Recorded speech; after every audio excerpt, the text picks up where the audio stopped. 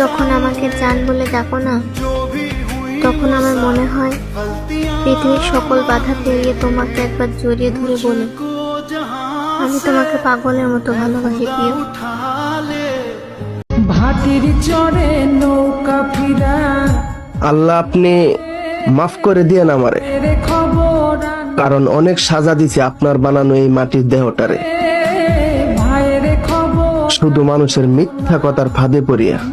হেই, হৃদয় বিধিবে তুমি সদাই হইয়া।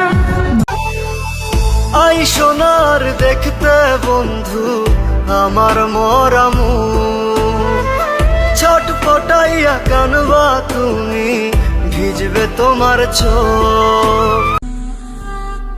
একটা পুরুষ সবকিছুই সহ্য করতে পারে, আর তার শখের নারীকে অন্য পুরুষের সাথে দেখার পরে তখন সে নিজের মৃত্যু কামনা নিজে করে।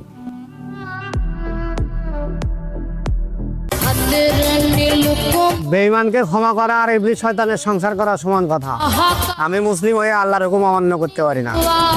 বেঈমানি করলে আমি আমার বাপকে ভুলে যাওয়ার ক্ষমতা রাখি, আর তুমি তো বালের ভালোবাসা।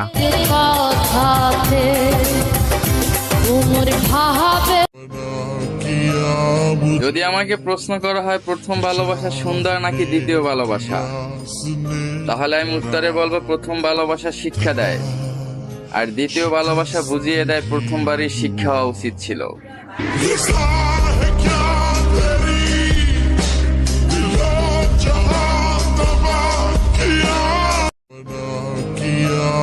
যদি আমাকে প্রশ্ন করা হয় প্রথম ভালোবাসা সুন্দর নাকি দ্বিতীয় ভালোবাসা, তাহলে আমি উত্তরে বলবো প্রথম ভালোবাসা শিক্ষা দেয়, আর দ্বিতীয় ভালোবাসা বুঝিয়ে দেয় প্রথমবারই শিক্ষা হওয়া উচিত ছিল।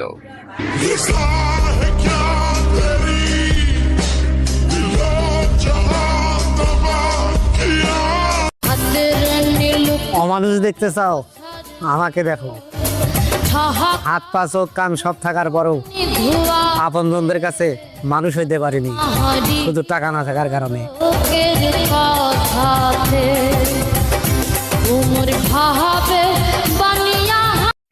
স্বামীর কথা ভাল লাগে না, স্বামীকে অবহেলা করতেছেন, স্বামীকে ডিভোর্স দিয়ে একবার বাপের বাড়ি থেকে দেখেন। নিজের আপন রক্তের আত্মীয় স্বজনের ব্যবহার শুনলে তখন আপনার মনে হবে স্বামীর মতো আপন পৃথিবীতে আর কেউ হয় না। আমি তোর তজুরি না, হাতে পায়ে করিস না, আমি তোর চুলের ফিতা না, আমাকে ভেঙে কাঁদিস না। আমি তোর তজুরি না, হাতে পায়ে করিস না, আমি তোর চুলের ফিতা না, আমাকে ভেঙে কাঁদিস না। কেমনে ভুলা যাব তোমারে, তোমার মায়াগুলো তো রাতে ঘুমাইতে দেয় না আমারে।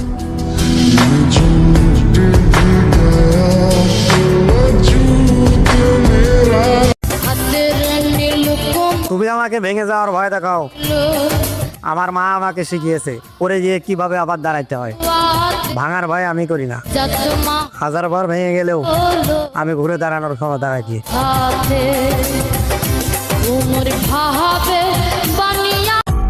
হাতে গোনা কিছু সময় পর শুরু হবে ঈদের আনন্দ, কিন্তু আমার এই মনে আনন্দের নেই যে কোনো ছন্দ। ঈদ সবার জন্য আনন্দের হলো, আমার জন্য না। আমার এই হৃদয় তখন ঈদের পরিপূর্ণ আনন্দ পেত। যদি ঈদের জামাতের আগে আমার জানাজার নামাজটা অনুষ্ঠিত হতো, তাহলে আমার ক্লান্ত দেহে থাকা আমার অবুঝ আত্মাটা মুক্তির উল্লাসে মেতে ঈদের আনন্দ উপভোগ করত।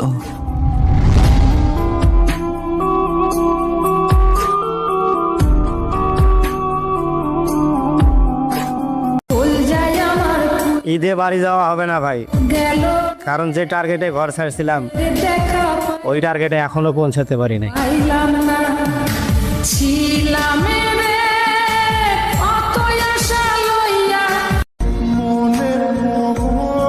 কিসের ঈদ রে ভাই, যেখানে মায়ের হাতে রান্না করা সেমাই আমার কপালে নাই।